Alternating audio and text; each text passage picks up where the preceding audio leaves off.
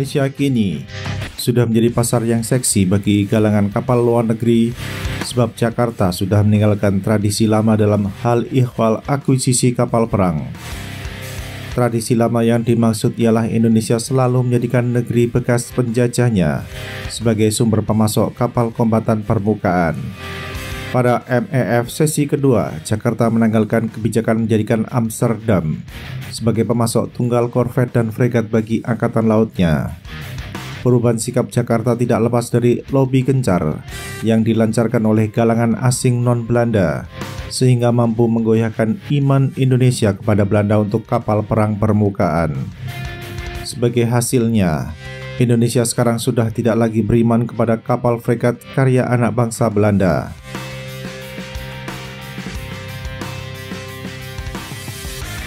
Perubahan iman Indonesia ditandai dengan keputusan mengakuisisi dua fregat kelas Iver Huitfeldt pada 2021. Walaupun Jakarta menanggalkan desain fregat buatan Denmark dan berpindah ke desain fregat keluaran Inggris. Arrowhead 140 memang berinduk pada rancangan asli fregat kelas Iver Huitfeldt, di mana desain Arrowhead 140 diadopsi oleh Royal Navy sebagai Type 31.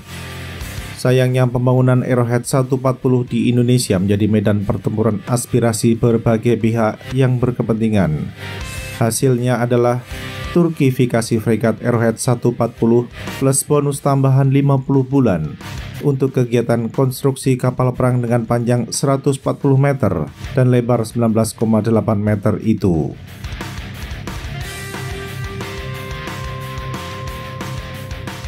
Bonus tambahan 50 bulan didapatkan sebagai hasil dari upaya turkifikasi kapal perang tersebut.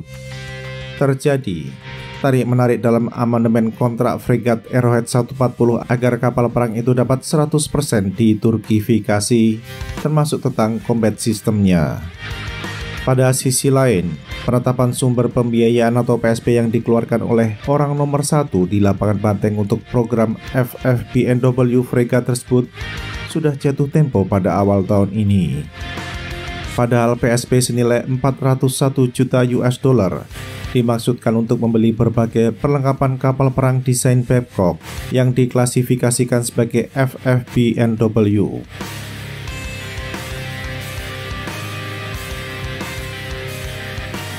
Galangan lain di benua biru yang mendapatkan tuah pasca perubahan iman Jakarta ialah Fincantieri. Sehari sesudah Kementerian Pertahanan memberikan kontrak pengadaan dua kapal selam diesel elektrik kepada Naval Group, Medan Merdeka Barat menganugerahkan kontrak pembelian dua fregat sejenis frame kepada Fincantieri. Dalam kontrak yang memiliki pagu pinjaman luar negeri atau PLN sebesar 1,25 miliar US dollar, galangan dari kampung Luca Marini akan memasok dua kapal perang tahun di Revel ke negeri asal Princes. Akuisisi fregat karya anak bangsa Italia tercatat sebagai salah satu program andalan Kementerian Pertahanan dalam MEF periode ketiga.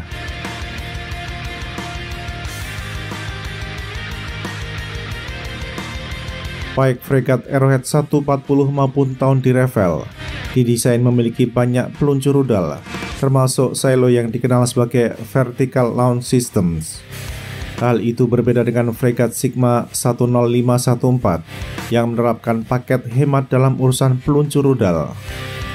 Pada desain Arrowhead 140 sebelum diamandemen pada awal tahun ini, kapal perang karya anak bangsa Inggris itu memiliki 2x6 cells VLS untuk rudal permukaan ke udara jarak menengah, ditambah dengan 2x6 cells VLS bagi senjata berpandu permukaan ke udara jarak jauh dan 2x8 cells buat peluru berpandu permukaan ke permukaan jarak jauh.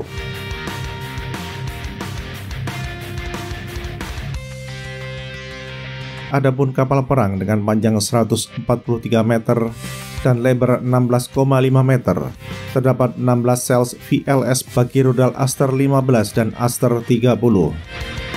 Selain itu, terdapat 8 tabung peluncur rudal Tesio Mk2A sebagai senjata permukaan ke permukaan. VLS pada tahun di Revel yang diproduksi oleh Naval Group hanya diperuntukkan untuk keluarga Aster, baik Aster 15 maupun Aster 30. Hal demikian menguntungkan guna mencegah munculnya gagasan-gagasan liar seperti Turkifikasi tahun di Revel apabila nanti kapal perang buatan Fincantieri telah berdinas di Indonesia. Kemungkinan munculnya gagasan-gagasan liar bukan suatu hal yang tidak mungkin dewasa ini, mengingat sedang ada upaya agar lebih banyak telur Indonesia yang ditaruh di keranjang Turki.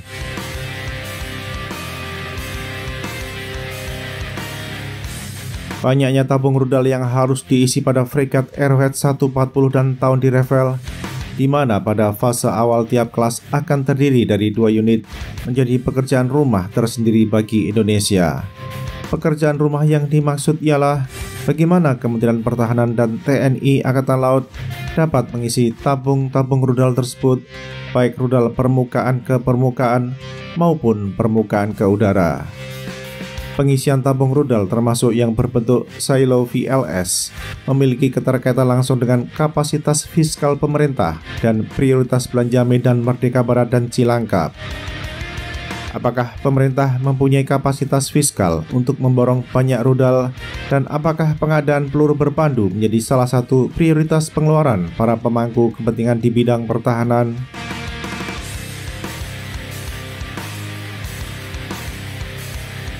Selama ini Indonesia membeli berbagai jenis rudal bagi kapal perang TNI Angkatan Laut dalam bentuk paket hemat.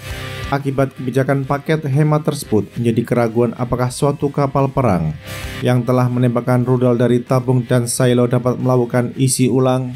Isi ulang diperlukan sebelum kapal perang tersebut kembali dapat meluncurkan peluru berpandu dari geladaknya. Apabila suatu peluncur rudal terdiri dari 8 tabung, apakah tabung tersebut dapat diisi ulang 2 kali, 3 kali, dan seterusnya?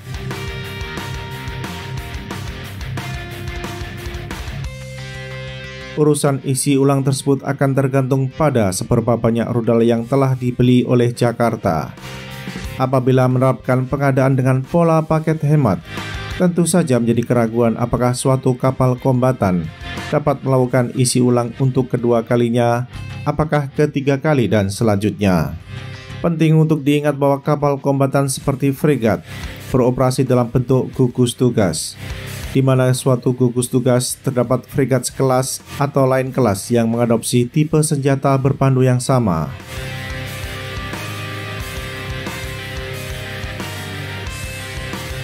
Salah satu misteri hari ini yang akan menjadi bukan teka-teki lagi pada kuartal pertama 2025 ialah besaran alokasi PLN untuk Kementerian Pertahanan pada kurun masa 2025-2029. Apabila besaran utang bagi Medan Merdeka Barat berada di atas 25 miliar US dollar hingga akhir dekade ini, seberapa banyak yang akan menjadi kuota bagi akuisisi rudal bagi TNI Angkatan Laut? Kebutuhan rudal tersebut mencakup senjata berpandu permukaan ke permukaan dan permukaan ke udara. Apakah Tentara Laut Indonesia akan mendapatkan jatah dibelikan peluru berpandu oleh Kementerian Pertahanan dalam jumlah di atas 100 butir?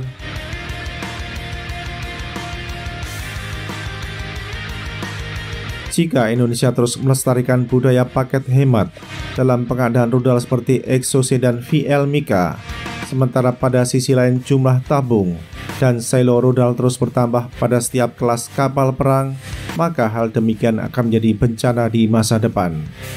Bencana yang dimaksud ialah kesiapan setiap fregat untuk melaksanakan misi tempur sangat terbatas, ditinjau dari aspek persenjataan. Boleh jadi satu fregat siap dari aspek peralatan elektronika dan sistem pendorong, namun hanya memiliki jatah sedikit rudal permukaan ke permukaan dan permukaan ke udara yang dapat ditembakkan. Padahal apabila terjadi perang, skenario yang terjadi selalu tidak dapat diduga, dan berbeda dengan skenario dalam latihan perang di mana cukup tembak 1 atau 2 rudal saja untuk melumpuhkan kapal perang lawan.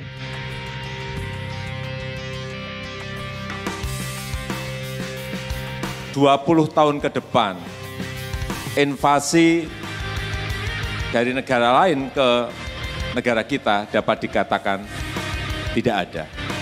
Ataukah Indonesia masih selalu beriman bahwa tidak akan ada perang dalam 20 tahun mendatang? Iman demikian dapat menjerumuskan negeri ini sebagai pihak pecundang ketika apa yang terjadi di lapangan tidak sesuai dengan iman yang diyakini. Negara-negara lain dengan koleksi rudal yang ratusan atau ribuan kali lebih banyak dari Indonesia di arsenalnya saja tidak berani beriman kepada adagium yang meyakini bahwa tidak akan ada perang dalam 20 tahun mendatang.